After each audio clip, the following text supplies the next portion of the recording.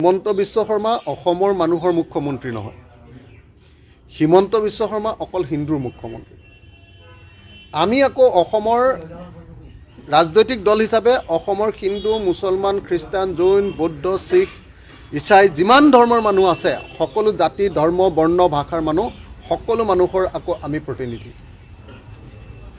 সেইকাৰণে আমি অকল হিন্দু হিন্দু বুলি কৈ নাথাকোঁ, আমি সকলো অসমীয়া জাতিটোৰ কথা কওঁ। হিমন্ত বিশ্ব শৰ্মা অসমীয়াৰ প্ৰতিনিধি নহয়, অসমীয়া জাতিৰ প্ৰতিনিধি নহয়।